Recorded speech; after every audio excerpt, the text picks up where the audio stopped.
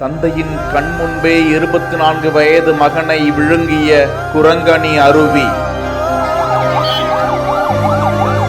பதறி அடித்துக் கொண்டு தேடிய நண்பர்கள், உறவுகள் ஆபத்தான பகுதிக்கு அழைத்து வந்து மகனை இழந்து விட்டேனே என கதறி துடிக்கும் தாய் தந்தையர். கேரள மாநில மேற்கு தொடர்ச்சி மலைப்பகுதியின் எல்லையில் அமைந்திருக்கிறது குரங்கணி சம்பலாறு அருவி. இந்த நீரோடையில் இருந்துதான் காட்டாற்று வெள்ளங்கள் சேர்ந்து நீரோடையாக உருவாகி போடிநாயக்கனூர் சென்று அங்கிருந்து இந்த நீரோடைதான் வைகை அணையை நிரப்புகிறது. போடிநாயக்கனூர் சுற்றுவட்டார பகுதியை சேர்ந்த சுமார் 1.5 லட்சம் குடும்பத்தினருக்கு குடிநீர் ஆதாரம் இந்த நீரோடைதான்.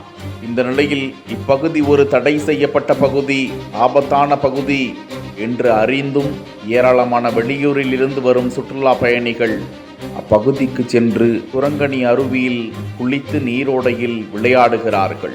இந்த நிலையில் கன்னியாகுமரி அகஸ்தீஸ்வரம் வட்டார வளர்ச்சி அலுவலர் புஷ்பரதி தனது அலுவலகத்தில் உடன் பணிபுரியும் அலுவலர்கள் மற்றும் குடும்பத்தினரோடு சுமார் 25 நபர்களாக குரங்கணி அருவி நீரோடை பகுதிக்கு வந்து குளித்து கொண்டிருந்தனர்.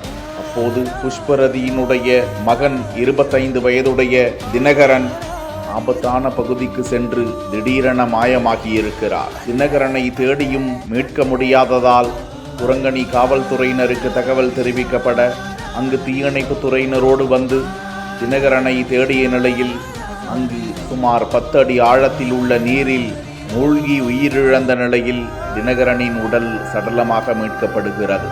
இதனை கண்ட உறவினர்கள் பதறி அடித்து கொண்டு கதறி துடித்தது காண்போரின் நெஞ்சை பதறச் செய்தது.